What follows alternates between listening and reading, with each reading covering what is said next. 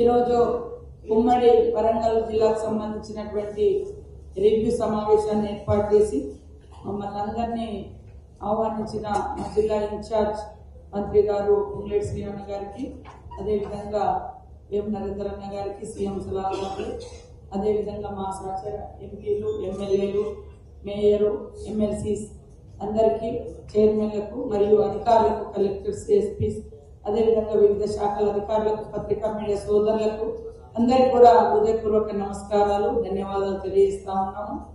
ఈరోజు చాలా డీటెయిల్ గా జిల్లా అభివృద్ధికి సంబంధించినటువంటి రివ్యూ సమావేశాలు రివ్యూని ఏర్పాటు చేసుకోవడం జరిగింది. ఖచ్చితంగా డే బై డే వరంగల్ ను మరి హైదరాబాద్ తో పోల్చుకొని హైదరాబాద్ తర్వాత మరి అంత స్థాయిలో డెవలప్ చేసే విధంగా ఒక సంకల్పాన్ని పెట్టుకొని మా ముఖ్యమంత్రి రేవంత్ రెడ్డి గారు మరి ముందుకెళ్ళడం జరుగుతూ ఉంది. దానిలో భాగంగానే గతంలో మరి ఎప్పుడో విమానాశ్రయం కోసం ట్రై చేస్తే అది గత 10 సంవత్సరాలు తెలంగాణ ప్రత్యేక రాష్ట్రంలో కూడా మనం సాధించుకోలేకపోయాం. కానీ మన ముఖ్యమంత్రి రేవంత్ రెడ్డి గారు పట్టుదలతోటి వరంగల్ యొక్క గొప్పతనాన్ని, వరంగల్ యొక్క అవసరాన్ని గుర్తించి మరి ప్రాంతాలంతా కూడా గతంలో పర్యటించి ఇప్పుడు మరి ఎయిర్పోర్ట్ ను కూడా ఇక్కడికి తీసుకురావడం, ఇది వారికి మన ఉమ్మడి వరంగల్ జిల్లా మీద ఉన్నటువంటి అభిమానానికి, శ్రద్ధకు నిదర్శనం అని కూడా ఈ సందర్భంగా తెలియజేస్తా ఉన్నాను. అదేవిధంగా మన అందరం ఒకప్పుడు ఉమ్మడి జిల్లా ఉన్నప్పుడు అందరి పాత్ర మేడారంలో ఉండేది. కాబట్టి ఇప్పుడు కూడా అధికారులందరూ, అదేవిధంగా మీడియా సోదరులు, మరి పోరుగల్లు తర్వాత అని ఎట్లయితే కాకతీయుల కాలం అంటామో సేమ్ ఈక్వల్ గా అదే టైంలో సమ్మక్క సారమ్మ కాలం కూడా నడిచింది. సో వాళ్ళు ఈరోజు మా ఇంటి ఇలవేల్పులే కాకుండా, ఆదివాసులకే కాకుండా మరి దేశనేతలకు కూడా కోట్లాది మంది గుండెల్లో కొలువుదీరినటువంటి దేవతలు, పొంగు బంగారం లాగా కోరుకున్న కోరికలు తీరుతున్నాయి. కాబట్టే కులము, మతము, ప్రాంతము అని తేడా లేకుండా పెద్ద ఎత్తున భక్తులు వస్తా ఉన్నారు. ఆ భక్తుల వచ్చేటువంటి సౌకర్యార్థం దాదాపుగా 6 నెలల క్రితమే మన ప్రభుత్వం 100 కోట్లను రిలీజ్ చేయడం జరిగింది. ఏది ప్రతి 2 ఏళ్లకు ఒకసారి జాతర మనం నిర్వహించుకుంటాం కాబట్టి నిర్వహణ కోసం. అట్లనే మరి జాతరతో పాటు ఇప్పుడు మనం ఎంచుకున్నది గద్దెల పునరుద్ధరణ, ఆలయ ప్రాంగణ పునరుద్ధరణ.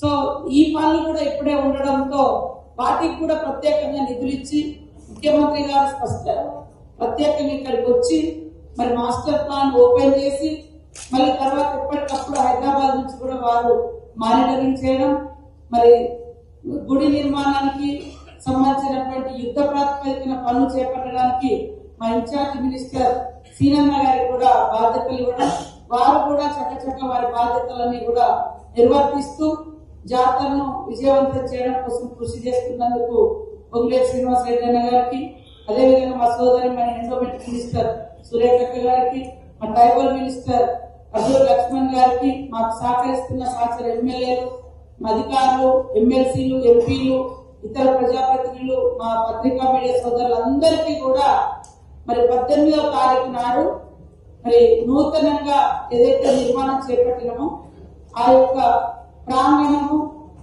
పునరుద్ధరణ ఓపెనింగ్ కార్యక్రమానికి 18వ నాడు సాయంత్రం ముఖ్యమంత్రి గారు వస్తున్నారు. అక్కడే బస చేస్తారు మేడారంలో. కాబట్టి మిమ్మల్ని, మన ప్రజలందరినీ కూడా ఆహ్వానిస్తా ఉన్నాం.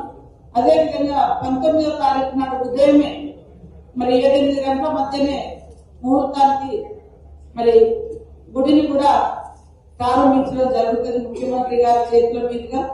అందుకనే రాష్ట్రంలో ఉన్నటువంటి అధికారులకు, ప్రజాప్రతినిధులకు, ప్రజలకు ఈ సందర్భంగా మీడియా ద్వారా తెలియజేస్తా ఉన్నాం. అందరికీ మేడారానికి 18, 19 నాడు ఓపెనింగ్ ఉంది. నూతన గుడి నిర్మాణం ముఖ్యమంత్రి రేవంత్ రెడ్డి గారి చేతుల మీదుగా మరి ప్రారంభోత్సవం ఉంటుంది. నిన్న కూడా చాలా మంది ఎమ్మెల్యేలకు, ఆల్ పార్టీస్ ఫ్లోర్ లీడర్లకు అందరినీ కూడా పర్సనల్ గా కలిసి ఆహ్వానించడం జరిగింది. అందరూ రావడానికి సిద్ధంగా ఉన్నందుకు అందరికీ ధన్యవాదాలు.